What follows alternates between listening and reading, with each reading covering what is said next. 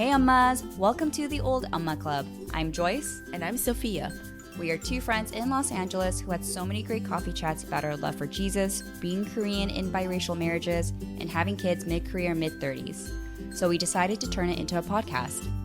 So grab a cup of coffee and join our conversations about aching backs, motherhood, marriage, Jesus, and everything in between. You ready?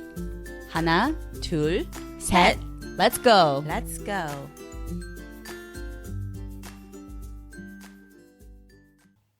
Hi Ummas! Hello, Ummas! Welcome to Season 2, Episode 1. We're doing it. So, Season 2, Episode 1, we're starting this season on a very reflective note. Yes.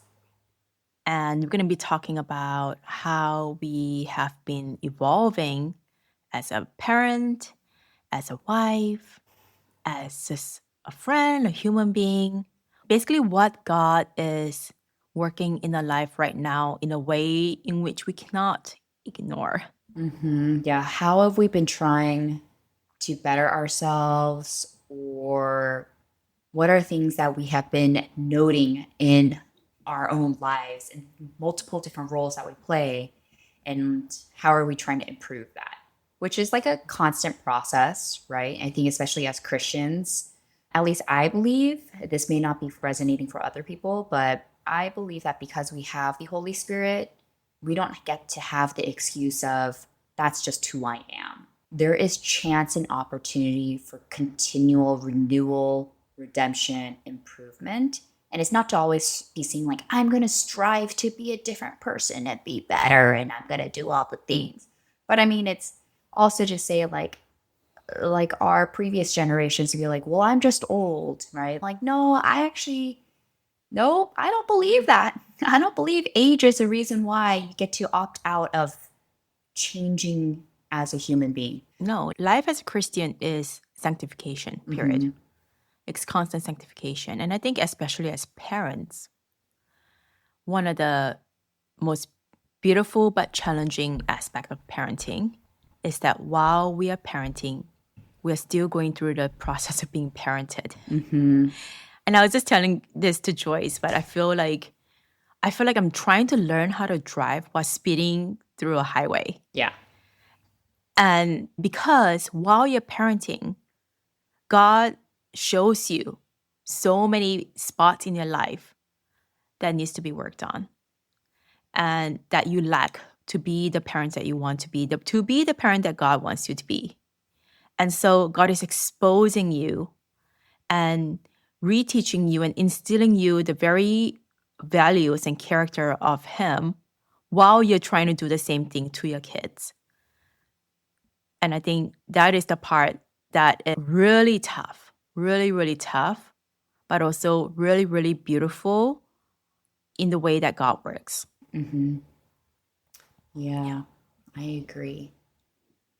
I think there is no greater sharpener of life and self as a person than becoming a parent. And so it was interesting because I posted a thing about mom rage, which is something I think you and I will both be talking about what are we working on improving in this season of our life. I made this mom rage post because I struggle with it, and it was amazing to see the amount of mothers that also said, oh my gosh, me too. But I thought I was the only person. And to be fair, Sophia and I thought we were the only people to experience the type of rage. But Sophia, I was going through the comments, and it's like, I could tell a lot of these moms are feeling the depth and anger reaction that we are too. And I'm just like, okay, I feel better.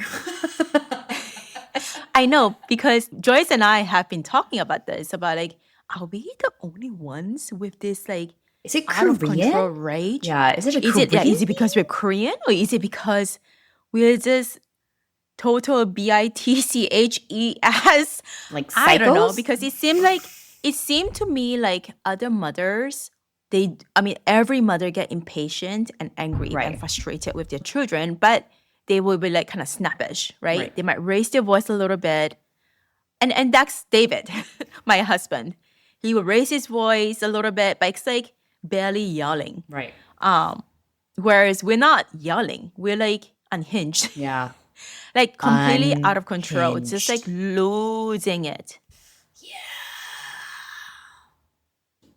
And to be honest, it's just like what you talked about, Sophia, about it feels like you're like speeding and learning to drive at the same time. And that's really what it is. And I think it was interesting reading the comments just to see a lot of people were like, oh, it's hormonal. And other people were like, oh, it's depression and like postpartum depression and anxiety. Other people are like, oh, just take Zoloft. And like, it's interesting to see what people said worked for them. And we had that one comment of a mom who was like, I don't understand what any of you are saying. I love being with I have grandparents nearby, and I don't even let the kids go to them because I want my children next to me at all times. Which, if you as a listener, that is you, like, honestly, I wish I was you. I wish I had the strength and peace and mercy and grace of God to be able to do that. But I'm not. I'm very broken. I'm a very Yeah.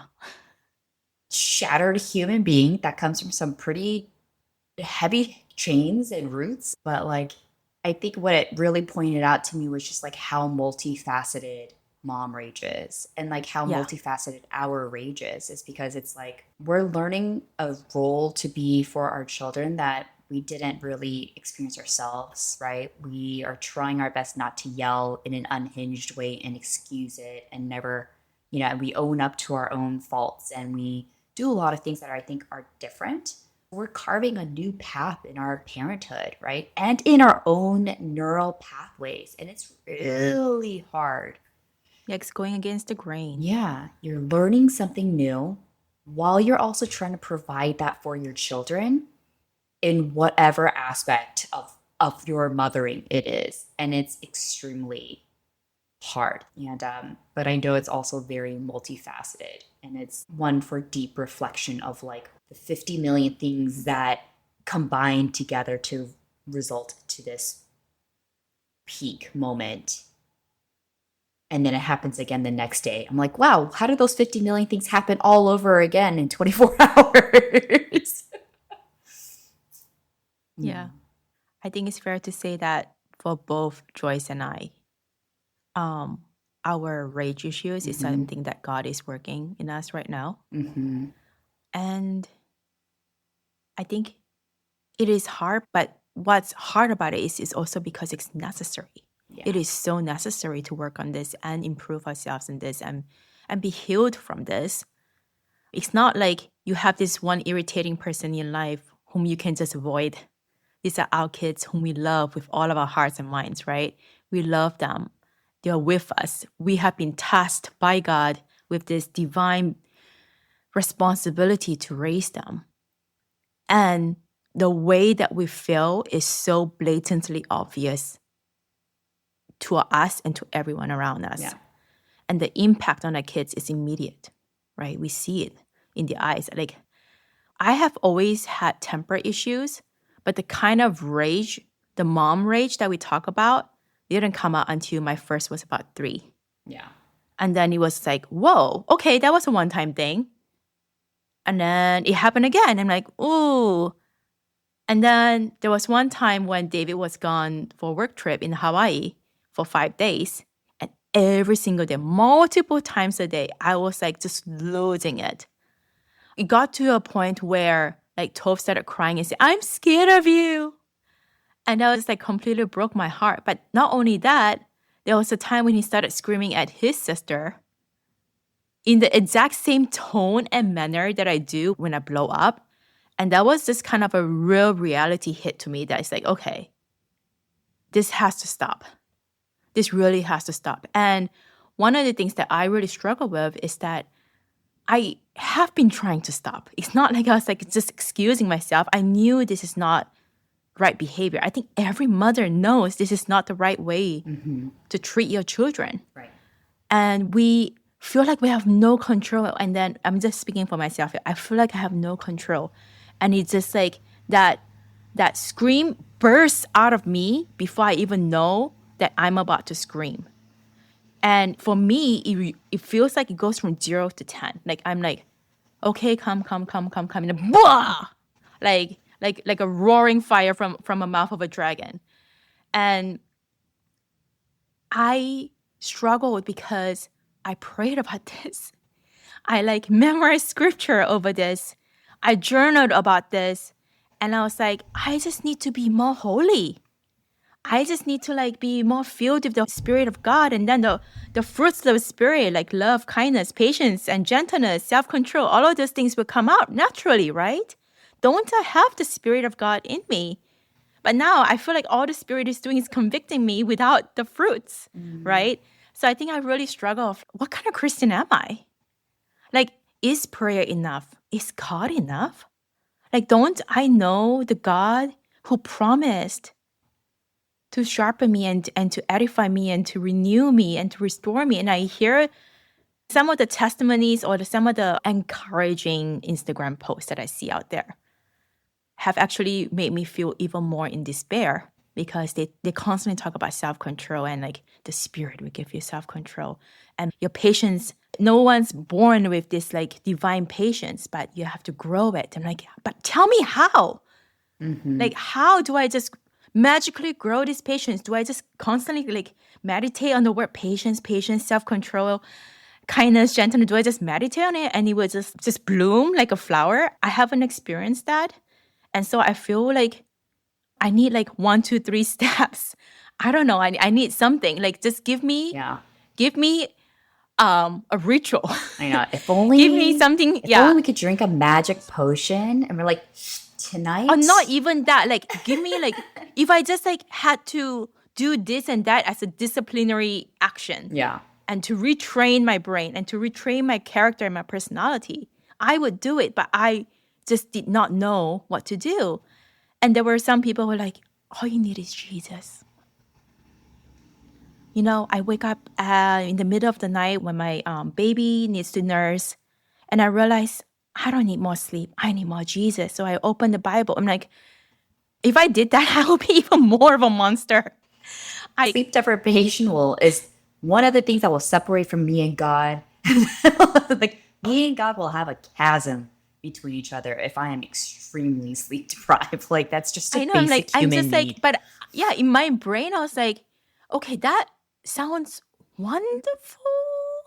Like great for you. And I feel kind of inadequate right now as a Christian. But also, didn't God create laws of physiology where He requires our body for certain things? But anyway, I mean, I'm not trying to shame this mother. I think it was more. I'm more focusing on like my reaction to it of like it leading me to this despair that I feel so helpless. Yeah. And I thought I had the answer to this. I know the Bible has the answer to it, but then it's not really giving me a 1, 2, 3 outline. So one thing that I just recently did was I finally actually reached out to a therapist. Mm-hmm. And I've only had about 3 or 4 sessions so far. But I felt like I just need a little bit more professional support. Yeah. It's not that I don't think God is enough, but I don't know how to make God enough, if that makes sense. And then even as I reached out to this therapist, I was like, I think I failed as a Christian. That's how I felt. And also I reached out with barely any hope. Yeah. Of like, I don't think therapy will change me because I don't think I will ever be changed. But at the same time, this is the last resort. This is my last thing that Mary. I can do. Yeah. Right. And so I've just been kind of battling through this thought process. Yeah, I have a different point of view on like my mom rage. I totally get what you mean because like there will be times where I'm like, Lord, help me because I am empty. I have no patience and you are like the source of patience in all of that and like help me. And I still blow up, but it's like not as bad of a blow up, which I was like, all right, I'll take that as a win, but I still blew up. You know what I mean? And I think that's like the hardest thing about like healing is it's never linear. And I just wish it was linear. Like, I wish that there was a clear, like, I prayed on it, I did the steps, I've been doing the things I'm supposed to be doing, and I should be cool cucumber Umma. I Yeah. should be, Give me a visible Yeah. sense of improvement that I can mark. yeah. I should be As a sign type of B progress, right? Umma. Yeah. I'm type B Umma now. I'm like, that's cool, baby. You do you. We're all good. Get in the bath. What? You want to spill half the bathtub? I mean, there's still boundaries. I understand the boundaries. But like, I've been like trying to reflect a lot on what is it that I'm feeling just before I trigger. I think part of it helps is that I think I've talked about it before, where I have PTSD and I had years of therapy to figure out, like, basically to help me curb my dissociations and my derealizations, which they get pretty bad if I don't curb them. And so in that process, it's not perfect, but because I've had years of that, she's at least been able to teach me of like how to stop and reflect back on like what was that moment. Because a lot of it is like there is a moment in your body that you will feel, at least for me, that I will feel just before I blow. And I've been like realizing I can tell I'm about to blow now. Like, I'm looking back at all the times I've blown up and I just go numb. There's a moment where I stop feeling and that I push through that. And then that's where I end up like exploding and going into a full monster mom moment. Because you've been suppressing. Yeah. And I'm trying to, it's basically, I'm starting to get dysregulated and I'm like overwhelmed. And I really should actually be stopping in that moment. But the problem is, my kids are super empathetic. And so if I am slightly off in my emotions, they are off the rails. And because they can tell that I'm off and it creates an insecurity in them and they get very dysregulated, which then you end up getting like this crazy collision, right? And it's hard because it's like I look back and I'm like, okay, like what happened? A lot of it is times where like I need to be able to stop, just like take a breath. And by take a breath, I actually need to I bought the kids punching bags. So I don't know about this for you, Sophia. We have been talking about this. Dude, I getting a punching bag. Y'all, I got my kids punching bags. But I'm not gonna lie, I think I got it for me. You use it, yeah. And I realized that's really what it is I am such a physical person. I can't calm myself down with people going, just pray and just breathe and go woo-saw and rub your forehead in a circle 405 times in like the counter circle and then like what, it doesn't work. Yeah, my friend said, oh, what if you try, like what? Just release, and then I'm like, oh my God, if I did it, you go like, You and I are different. Dude, if I could regulate from that, I would be amazing. I do deep breathing all the time. It's not working. It's not. No, Joyce, you need to break stuff. I need to scream my head off. Yeah, I have to, and I think that's really was it. So I realized I need to punch something, and I think that's what actually helps me a lot.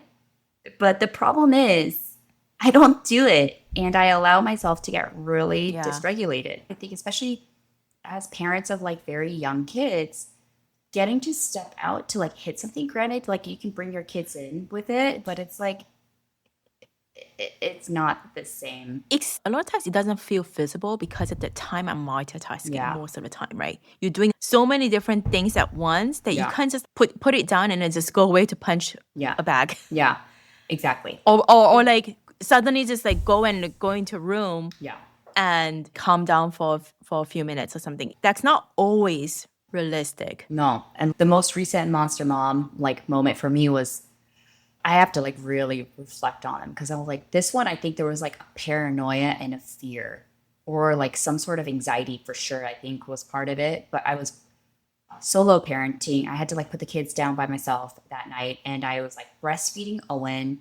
And I think I started panicking of like, oh my gosh, this session is taking forever. Like it was like 30 minutes still feeding. And then like the two other boys are in the bathtub and they're starting to get really antsy, right? So they're starting to wreak havoc in the bathtub, and then I'm panicking, but I'm Yeah. not trying to get mad at the baby. So then I just, boop, I flip, and then I lost it on the boys in the bathtub for no reason. I feel like they were just fidgety, like little kids who were splashing water, and it wasn't even that bad. But I think the thing of like I flashed forward like 500 things. It was anxiety. Yeah, and then I just was like, oh my gosh, we're never gonna get to bed, and I just lost it, and I'm trying to like run around. And so the thing that I always feel so much shame and guilt about is that I always break something when I get into really bad monster mom rage. I don't know if any of you are going to come at me. This is a really vulnerable thing I am sharing with you guys, but I have broken our doors. That night I broke a shower head. It's because I don't want to hit the kids and because I'm trying not to do what I received as a child, which was I got hit. So I was like, I have so much physical angst that I have to like hit something. But just like we said, I can't leave all three kids, walk downstairs in a body of water, walk downstairs all the way to where our punching bag is and punch the bag. And then, which is going to take a solid 15 minutes of punching something with a very high amplitude. And then come back up and be like, okay, kids, I'm so regulated now. I feel better. I've punched a bag and you all probably drowned while I was gone. I think that's like really the collision of a lot of the mom rage too. It's just like the realistic things that maybe our body needs is something that we can't provide for it at that time in a realistic way. And sometimes it just feels so overwhelming.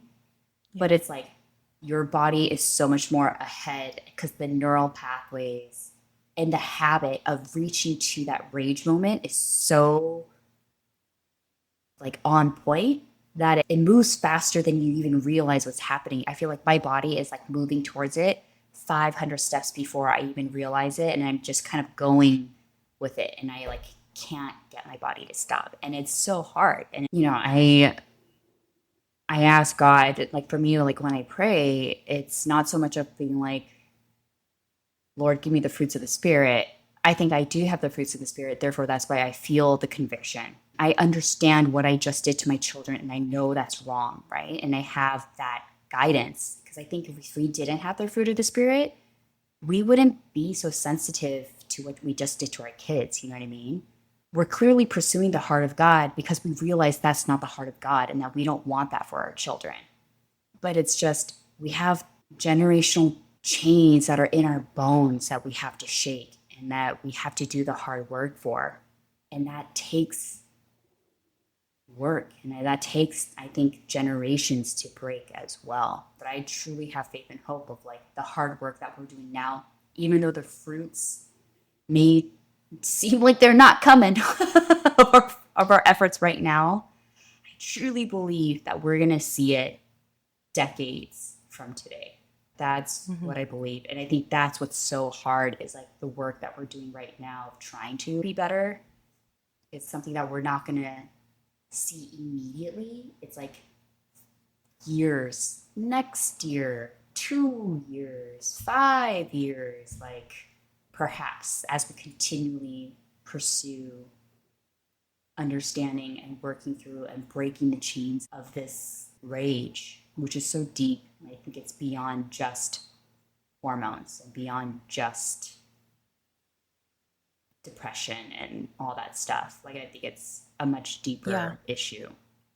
And it does take more than just willpower Totally. to change it. Yeah. Because our will is still from ourselves. Yeah. And ourselves are still a broken person. Right. So you're trying to will yourself out of a broken will, really. If only. If only it worked. Yeah. Yeah, there's so much to mom rage that I realize it's not because we talked about this too, but I'm very classic Enneagram 1. And so my gift is criticism. Very sharp in pointing out, oh, this is not right, this is not right, this is not right. And the trademark of Enneagram 1s is that they're very hard to be with because they're not only critical of others, they're also most critically critical of themselves. And so I think that's what also God is really revealing to me. And in the way that's like very gentle and kind is that it's not just that you are a spiritual and moral failure, but that there are things that are lacking that needs a little bit more support. And where can we find that support? And also that there are limits to your body and you're pushing yourself too hard. And I never asked you to do that. Yes. I never asked you to do 5 different activities at home so that you can be a good wife and a good mother. Right. And you're putting way more on yourself than I asked you to. And I put limitations on your body for a reason. And if God rested, how much more do you need to rest?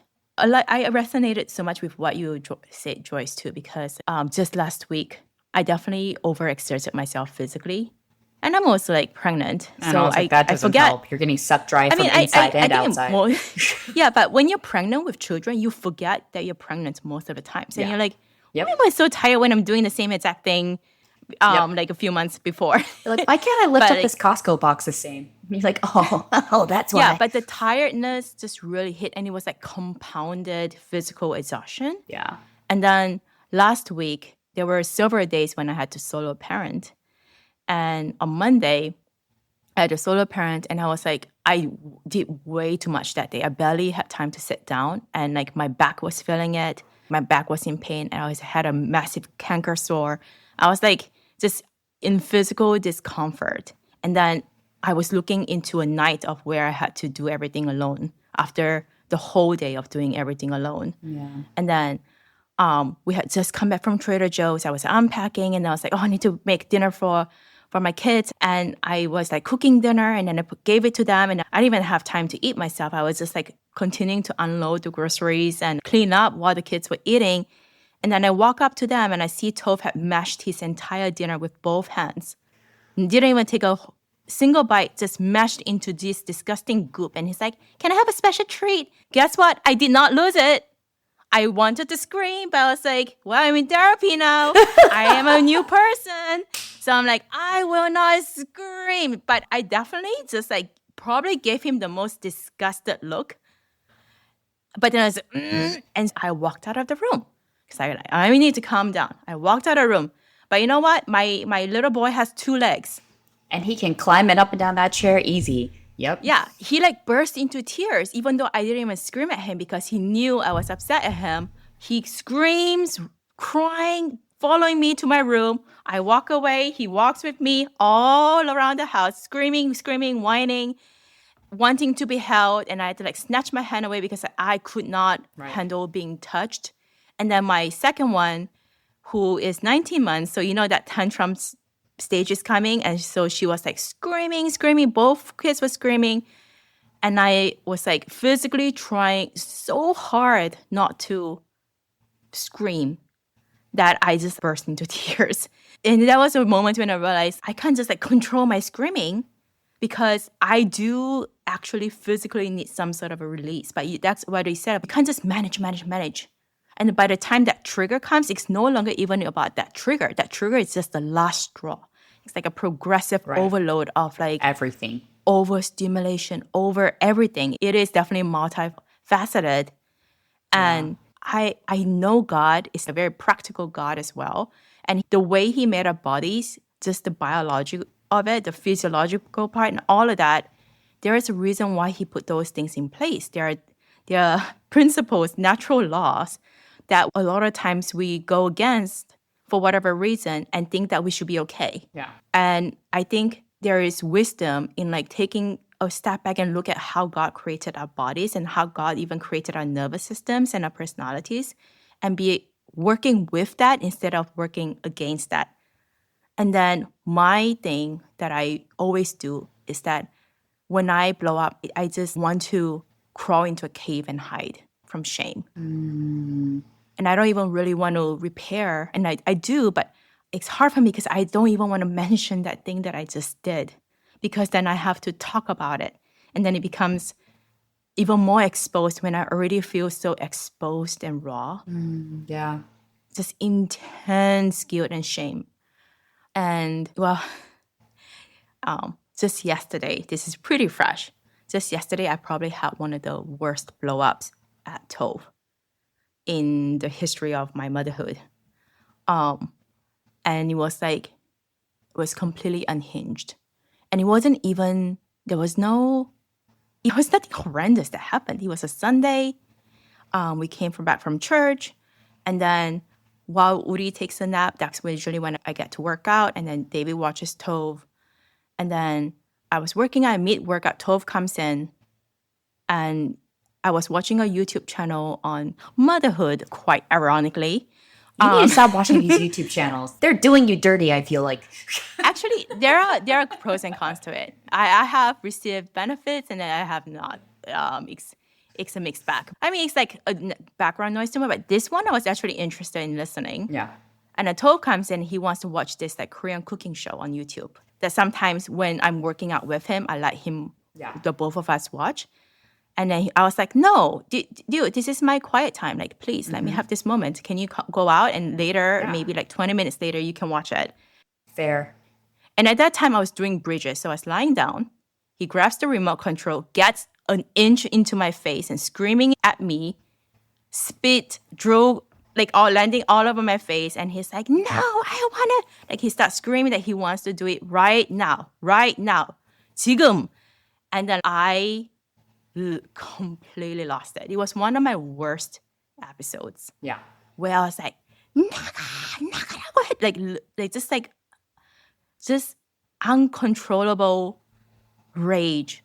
And it was so bad that David came running in and he was like, what the hell is happening? What's wrong with you? And that doesn't help at that moment, David. I know, but I was just like, don't yell at me while I'm yelling at him. Yeah. And then I was like, just take him and get out because I was literally shaking. Yeah. And it was just like, I can't even identify exactly what it was, but there was a trigger point that it was like a whole week of feeling really tired to the point where actually just before I worked out, I had passed out on the kitchen floor for like 10 minutes. And I was like, I just passed out and I took a nap on the kitchen floor. And then I could like kind of unconsciously hear Tove trying to wake me up, but I was just like passed out. But physically, I was exhausted. Yeah. And I think there was something about this needing to control, like this is my quiet you're time. like, this is my time. My time. And when someone was in my face, my body just went into full attack and self-defense mode. Yeah. And then that's happened to me. So David finally carries Tove away and Tove is like crying, sobbing. He's just like shaken, right? Yeah. I'm like, I just cried. Yeah. And I was just like, I just cried and cried until my eyes were swelling. And I was just digging myself into this pit of like, what kind of human being am I? I'm not even a good mother. Am I not a good mother? I'm not a good human being. I don't deserve to have these beautiful kids. There's so much shame and self-condemnation, and I was just like wallowing in it. Yeah. And later on, after I was done, like I came out and then I went and carried Tove to my room. And he was just kind of like quiet because he didn't know what to expect from me, right? He was so shaken up. Yeah. And I just like hugged him really close to my chest and I started crying again. I was like, I'm so sorry, Tove. 엄마가 진짜 미안해. And I said, you are a good boy. And you didn't do anything wrong. And I was not being gentle and kind to you. And I'm so sorry. And the beauty of young kids is they're so eager to forgive. They're so quick to forgive that it's almost too easy. Yeah. Their heart hasn't been hardened in a way that, like spouses, when they hurt each other, it takes a while to forgive, right? Yeah. When it's grown up, when it's friendships, like grown-ups, it takes a lot of unpeeling of calluses that has built over the years to forgive. But with kids, they don't have those calluses. Their heart is as close to God's as possible. And he was just so quick to forgive. And I didn't feel like I deserved that, but at the same time, I received that as God's grace. And he was like, yeah, you are not being very nice, but I forgive you, Umma. Like, and he was like, I love you. And I think those are the moments too when God speaks to me about his heart. Like when I was having that guilt moment, I think there is a time for shame and guilt. I think those are not unbiblical things to feel. But at the same time, when you're just like, that's all you feel, that is also not the heart of God. Yeah. Like the Holy Spirit's work is to convict, but the Holy Spirit work comes not just with like critique and indictment, but also with compassion. It is not just to tear you down, but it's to redeem you, to repair you, right? Yes. To build you up. The role of the Holy Spirit is to help you grow, Yeah. not just point out your mistakes and like harp on it. But then that is what I have been doing in this journey of like trying to change myself, trying to stop this mom rage was a lot of me just like pointing fingers at myself and saying, I'm a horrible mother. I don't deserve this. My kids don't deserve this. I need to change right now, like a drill sergeant. And I think a lot of times like I subconsciously do equate God with some sort of drill sergeant slash coach who's always like, hey, what's this? Change this, change this, change this. And that, because that is how I view God, that also is how I treat not just myself, but also my husband and my kids. Like, hey, hey, hey. And again, the Enneagram 1 personality type really doesn't help. Like, it's always like, where are you off so I can correct you in this? Hey, what are you missing so that you can change and improve on this? Instead of like, hey, you're so good at this.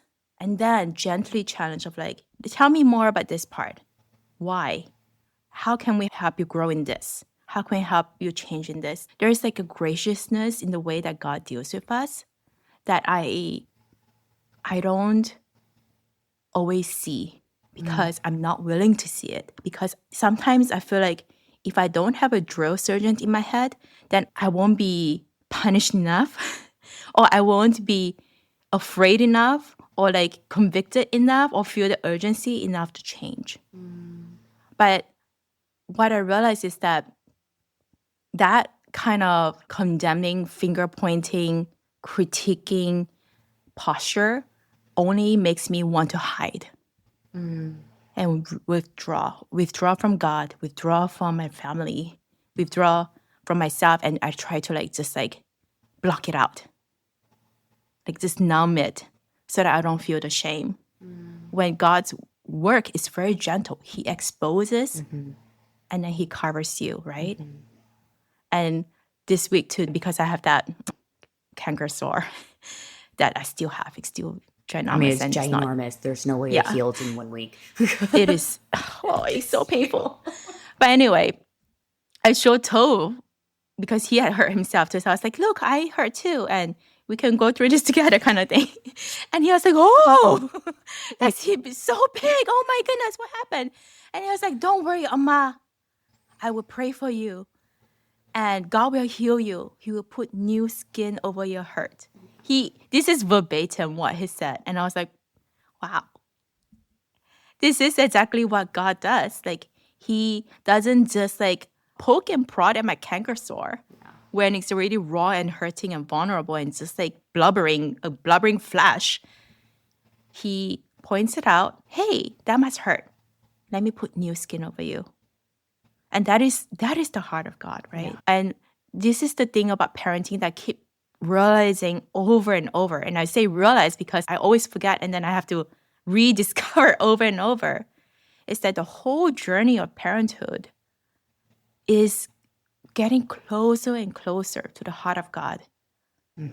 So that you know and understand and abide in his heart, and then his heart becomes your heart. And it starts not with you changing your heart first, but it starts first with you really knowing and falling in love with the heart of God.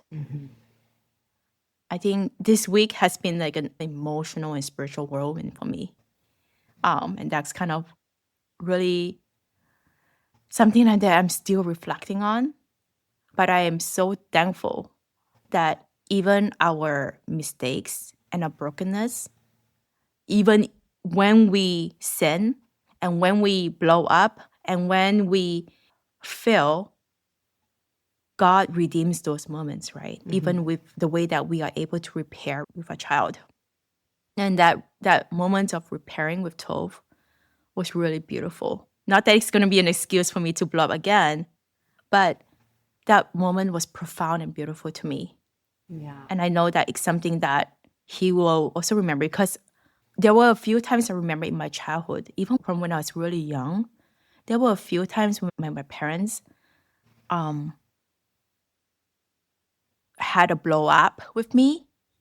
And there have been a few times when, like, I still remember those few times when my parent, my mother or my dad would come at night, and then they will lie next to me and hug me and say, I'm sorry.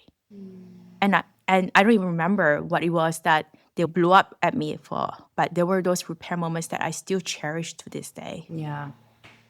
There was a comment that one of the moms left on my mom rage post, and she said that the repair actually neurophysiologically changes the way that the child perceives the memory, and that without the repair they're just left with the sadness. But when you repair, the child is left with only just the repair, and that the hurt that we are so shamed and guilted with, in a sense, is almost not erased, but the pain is like lessened in their heart, and that they're able to move forward because we've taken the burden off of them. And like everything you said was so beautiful, Sophia. And like the thing that comes to my mind, and it was something that came to my mind too, because you pointed out the shame, the guilt, and how it sat so heavy, and it sits so heavy with me too when it happens.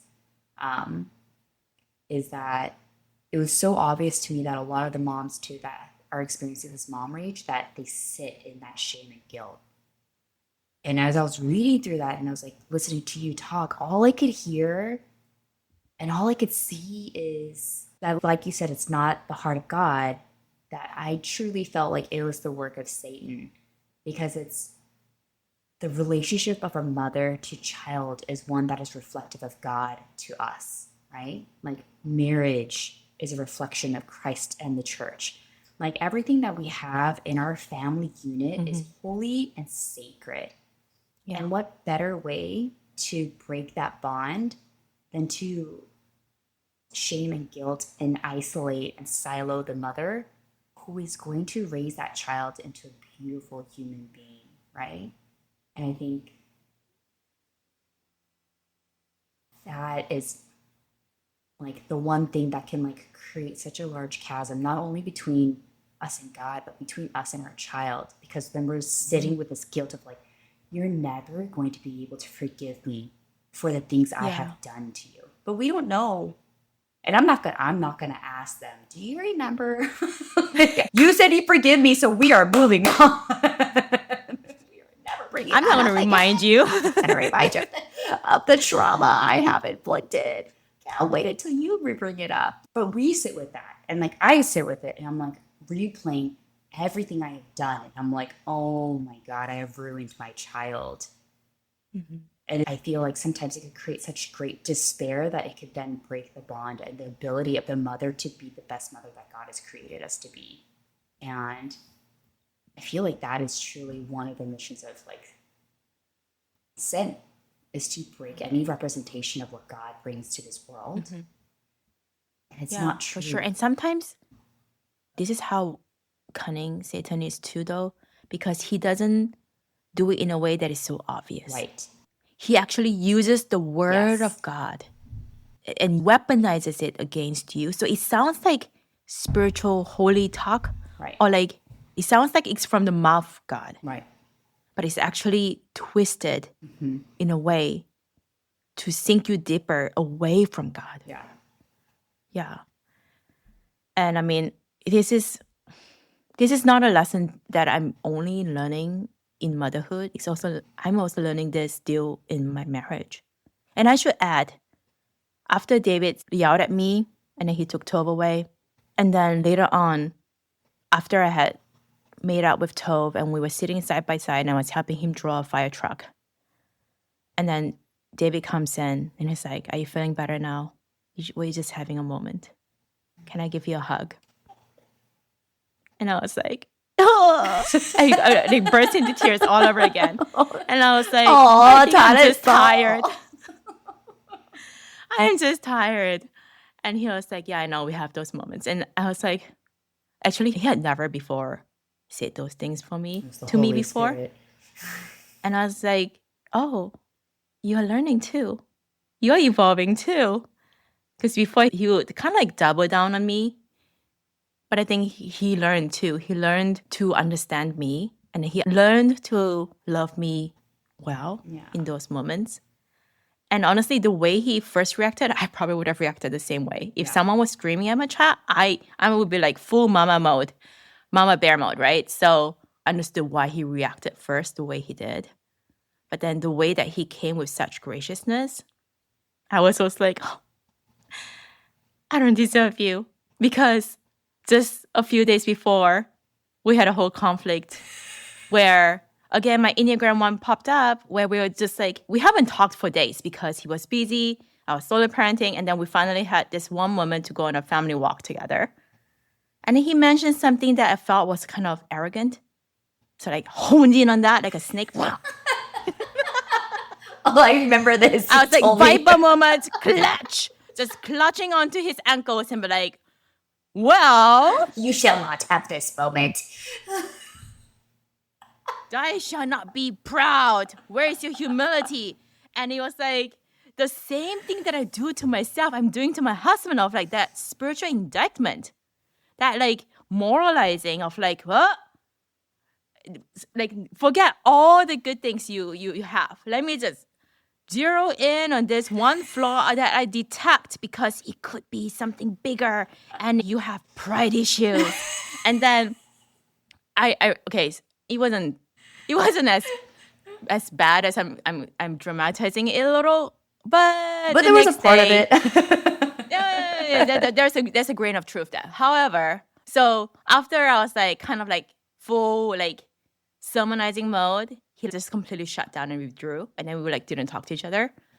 And then the next day I was like, I texted him because he was just completely ignoring me, and I was like, "Are you not talking to me? What's going on?" And then he was like, "Oh my God, Sophia, you really hurt my feelings." Like, and then he kind of like told me the things, and then I was like, "Okay, I will work on my criticism, but." I think you're proud. I cannot give you this moment. Let me list the reasons why I think you deal with pride. After I was like, I'll work on my criticism. Right? Like after this one criticism, and then let me get out of my system. A point.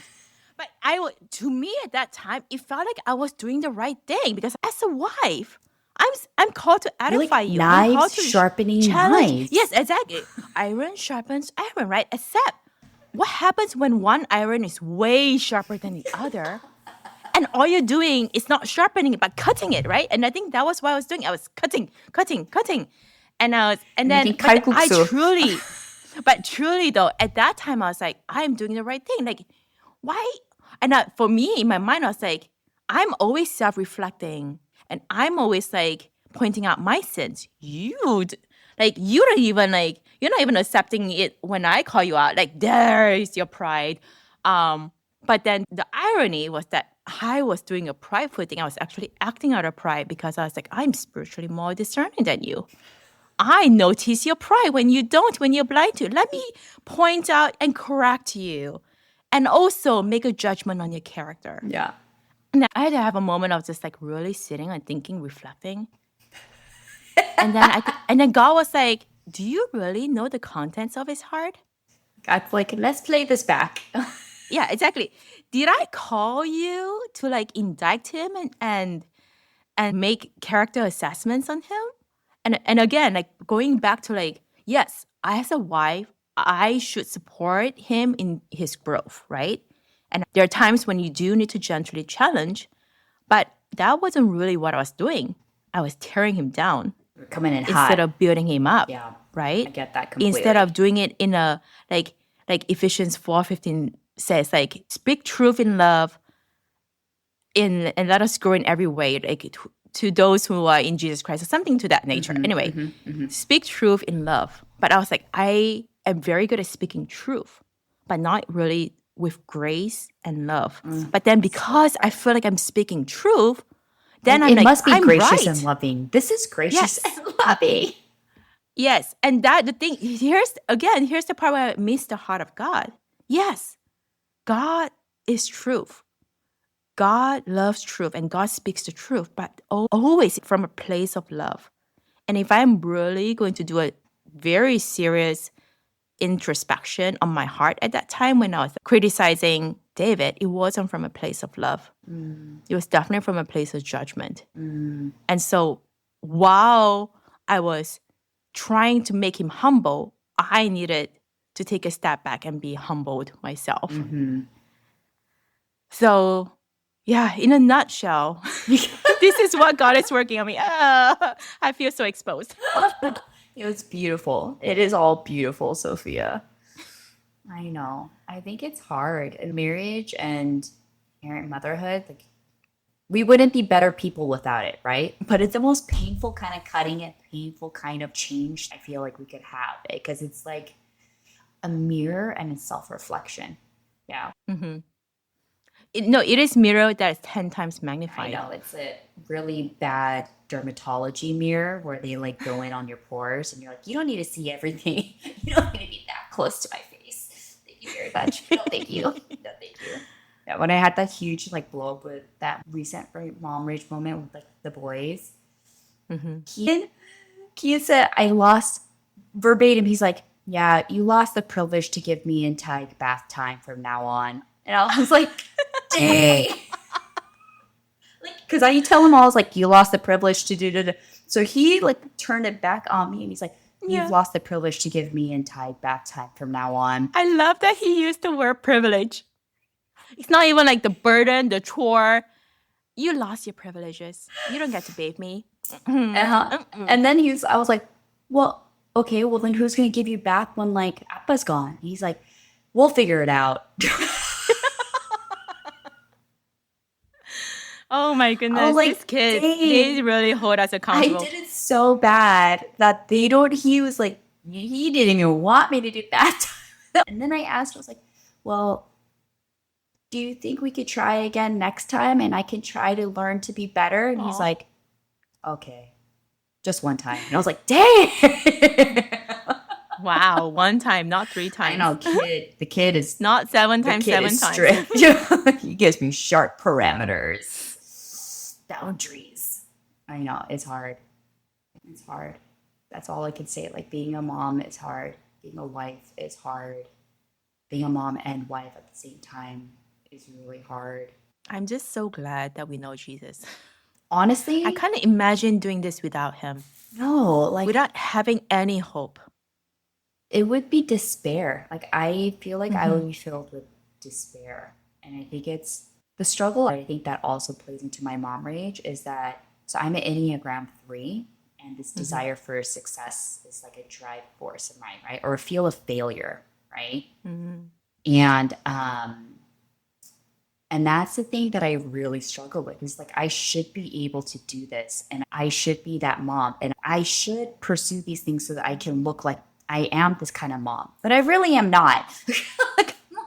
But I feel like these are things I should be doing, and the I shoulds isn't like what drives me to push me into situations that ends up leading me to be like that. So triggers the mom rage, and I think on top of that is like I hold a lot of trauma and trigger towards Kian, and it's really hard to say that. But the journey that we have gone with his eczema and then his food allergies and all the stuff that I have like just a very easy time getting very hard on him, like getting really stern with him. But we have this medication that we have to give Kian every 4 weeks. And the most recent treatment that we did at home was probably by far the hardest that we've had to do ever. Oh. And it left Tyler and I unhinged for the entire day. And it's like one of those moments where I think we as a husband and wife needed to bond together, but we were so deep in our own, like, it's traumatic to have to restrain your child to screaming, right? Tyler had to actually do a full body restraint and like actually hold him down. And Oh. I had to like then give him the injection, and then it dysregulates the whole house Yeah. because Tig and Owen are hearing their brother screaming for his life, right? He's screaming. And Tyler and I just trying to stay hyper focused in a moment that is so hard, that we're doing something that's so counter to what you feel as a parent. We do the treatment, and like I heard a noise when I went into our bedroom to like I had to like calm down. I had to like walk out of the room. Tyler was hugging Key and trying to calm him down. I walked out of the room. Tig, his only little kid, and he's trying to like make Kian feel better by trying to be silly, and he comes rushing in there, but he ends up throwing something at Kian, and I think I don't know what it was, but I heard a thud noise, and I just come running in, and I just came in so hot at Tyler, and I was like, "Did you just push him?" Because I thought Tyler pushed Tig away, and because all I hear is a thump, and then I hear Tig like crying, screaming. So I go running in there, and I just come in hot instead of being gracious. Obviously, it's a high stress situation. Yeah. I just come in and I did the same thing where I was like, "Did you just push him?" And Tyler's like, I forgot what he said, but then he like just screamed at me. I got extremely angry, and then I like screamed at him, and then I scooped up Tyke and I just like slammed all the doors on the way out. And then obviously then I just felt horrible because it's such a high stress situation. Kian was probably got extra scared on top of that. Tide was so confused. And after we all had time to calm down, Tyler and I needed a moment of not talking to each other. Yeah. And then eventually we had to like work through it. Laid it pretty thick. And I had to hold back. I was like, I'm not apologizing. I was like, I'm not going to apologize if that's how you're going to come at me. Yeah. And I told him that. I was like, the way you just said that has made me extremely defensive. And I was actually going to apologize. And now I don't want to apologize because I was like, and then he's like, okay. I was like, all he had to say was this. And he's like, okay. And then laid it on thick again. And I was like, I just told you what to say. I just told you. What? He's like, I don't know what to say. I was like, I just told you what to say. Why can't you just say that? And then we'll be forward with this apology.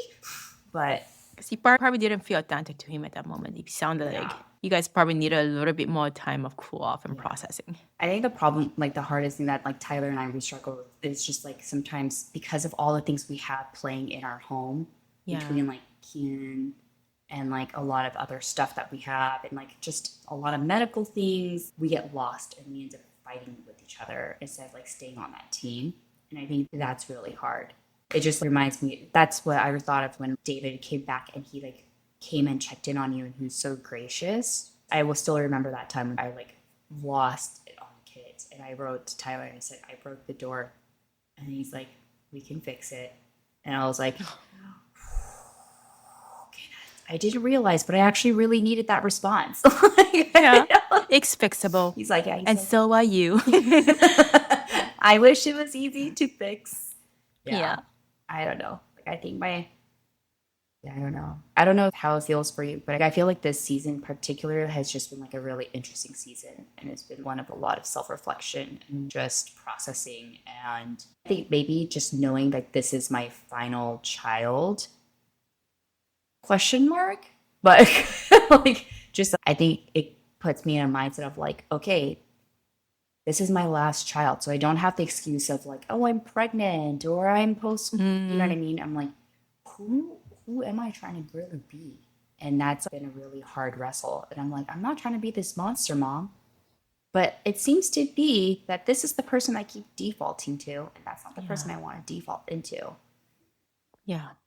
I think there's something to be said too about the fact that, well, for me, now that I'm a stay-at-home mom, this is my job, right? And there is that, okay, for example, when you have a career, right, you are spending so much time in it that You're constantly thinking about it. It actually shapes your personality in some ways. Yeah. And it subconsciously does become part of your identity. The way you present yourself, the way you hold yourself, the way you think. And now that my job is raising kids, there is a lot of more check marks on the things that I feel like I need to check. I think that for me, being a stay-at-home mom has made me put a lot more idealism on or ideals on myself on what I think a good mother should be, because this is my job. And I'm also I'm not an Enneagram 3, but I also am someone who, whatever I do, I feel like I need to really perfect it. And when I don't meet it, then I feel like a complete failure. Just as when I had a career and I didn't feel like I met my expectations, I felt like a complete failure. A lot of my tears were over my career and some of my unmet expectations of myself. And now I'm replaying that same thing, but as a mother. And that is something that, again, need to bring to the Lord and process it with Him. Because I am very conscious of not wanting my identity to be just mother, because that's not God's identity for me. That's not my primary identity. Yeah. Being a mother is an assignment, and it's a holy and beautiful assignment, but it is an assignment, not an identity. But because of how much it infuses our thoughts and our daily life, every little nooks and crannies of our life, right? It's hard not to have it become an identity. Yes. And when that identity turns out to take a form that you dislike and you maybe even disrespect, that's really hard to grapple with. Yeah. I get that. It makes me think about our What is an Umma episode. And the question is like, I feel like our thoughts and perceptions of what an Umma is has evolved since we've recorded that episode. It has. It has for me. Well, it's because we're a year deeper now into it, and it's just going to continually change. Yeah. I think this kind of reflection and processing is absolutely necessary. And it is hard because it is like surgical work, like being cut open, right? And having organs removed, and things have to be rearranged, and things have to be stitched up, and things have to. It is hard. It is painful work, but it is necessary. And it is critical to remember that we are not doing that work, that it is God who's doing that work. Because if I think that it's up to me to change, then there is no hope for me.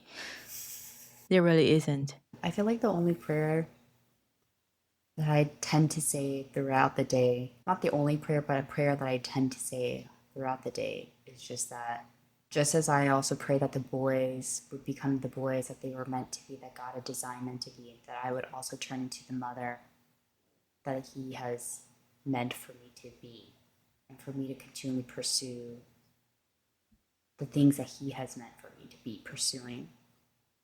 Because like you said, there's a design and there is a purpose that was made. And I think it was interesting. I was talking with Carly earlier too, of like, Carly is a person from our church, and she's in our community group. But I was talking with her, and we're talking about just the purpose of God in our lives, and like the intentional purpose that God has, and that sometimes we forget, and that we have to take hope in, is that God personally chose us to be our children's mother, and God has chosen these children specifically for us. Because as I'm thinking right now out loud, I think God has chosen these specific children for us because we wouldn't be a closer version of the person that God has intended us to be without these specific children. Like, I wouldn't be the person that God wanted me to refine into if I didn't have Kian, Tig, and Owen. The specific child that we have been given in our own motherhood, our personal journey, that we wouldn't be the person. Like, and also, I am taking hope and faith that Kian, Tig, and Owen wouldn't become the men that they are meant to be they didn't have me as their mother. I pray that it's because of a good impact that I leave in their lives and less than the negative. But the negative is also something that shapes us because it then gives us a drive to be better.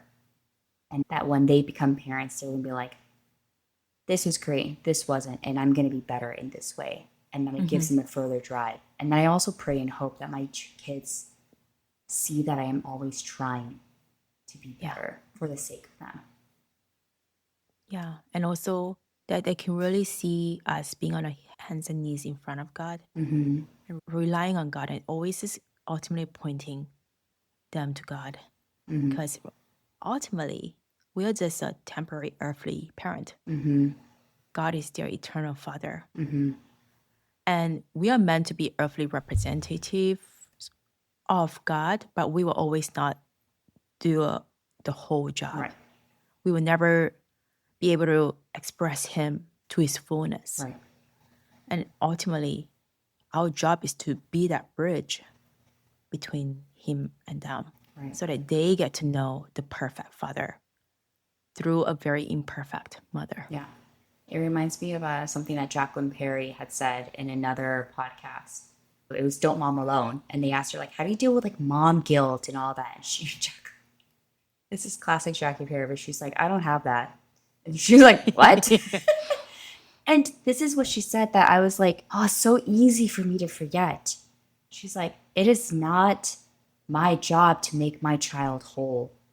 She's like, I will never complete my child. I will never make them happy. I will never fill them to the way that they need it. She's like, that is only God and that is only Jesus. Yeah. And I think sometimes I pray and I hope that that is a reminder that someone needed. And I also reminded myself of that I need too, is that it's not my job to fulfill my child. Right? Yeah, and that kind of goes back to just some of the ideals we might have with motherhood. Our ideals ultimately lies in a product, right? We want to look at that product of like this, probably a godly man, who like is kind and love, like whatever it is. We have this image of like, if my child becomes this, then I have done my job. When really, that isn't even our role.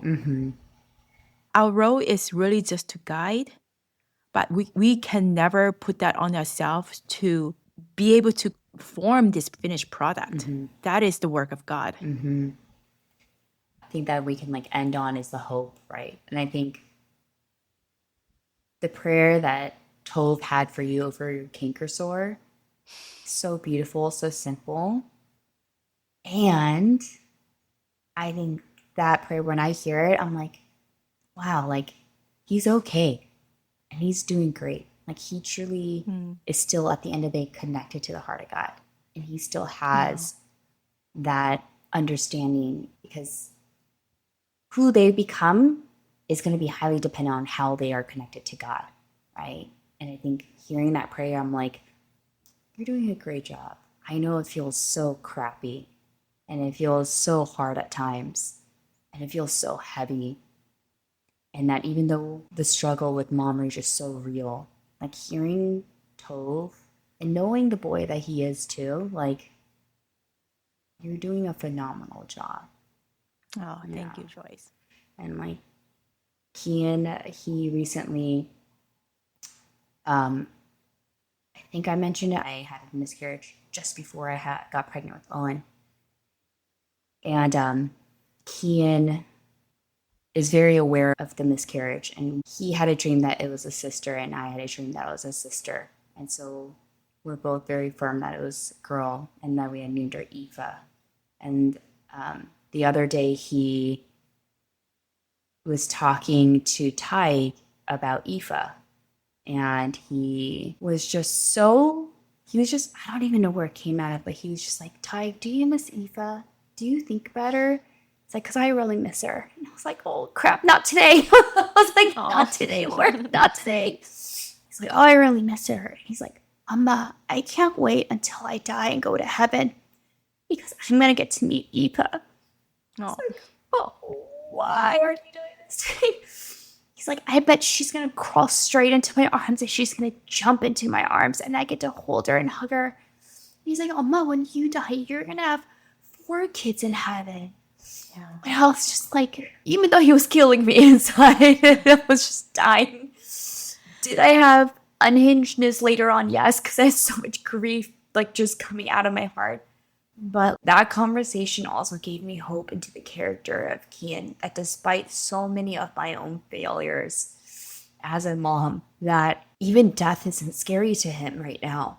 And I was like, I pray that he holds on to that for a long time and that he's able to see the joy in heaven and beyond. Because that is such a beauty that I think we lose as we get older too, you know. That was a moment where I was like, okay, I guess I'm not messing him up that bad. I was like, oh, good, okay. Yeah. This sanctification journey as a parent is really in a long perspective. Yeah. It is truly a gift, because the very people who's about to drive you nuts are the people driving you into healing. Yeah. And the very people who expose your past traumas and your generational sins and all of your flaws are the very people God uses to redeem those brokenness. Yeah. I think that's the paradoxical beauty of God's work. Yeah. On Sunday, we are leading up to Easter, right? On Sunday. So on Sunday, leading up to Easter, before the sermon started, we were reading some verses. And this verse is something that really I was like, I'm going to hold on to this. And I really wanted to share with our fellow Ummas, because whether you deal with the kind of mom rage that Joyce and I do, there are things that get exposed. It might not be mom rage, but it might be other things that get exposed about yourself as you go through the hard, sometimes incredibly lonely, and also ultimately glorifying work of motherhood. And I just wanted to remind all of us of Psalm 103, where it says, He forgives all your iniquity. He heals all your diseases. He redeems your life from the pit. He crowns you with faithful love and compassion. He satisfies you with good things. Your youth is renewed like the eagle. And, you know, as Ummas heading into our 40s, May the youth of my renew like an eagle when I'm feeling like I'm 70 right now with my back aching and my wrinkles, frown lines. I still see no wrinkles on your face, but okay. But anyway, I just love that verse. Like, He crowns you with faithful love and compassion. That He redeems your life from the pit, and He satisfies you with good things. And there is so much goodness of God in our life. However hard it is, God is right there with us, right? And I was thinking about how I sometimes have to hide from my kids. Like, we hide in the bathroom. Yeah. Because it's like, We're always texting each other from the bathroom. We're all like, I'm pretending to be pooping. Yeah.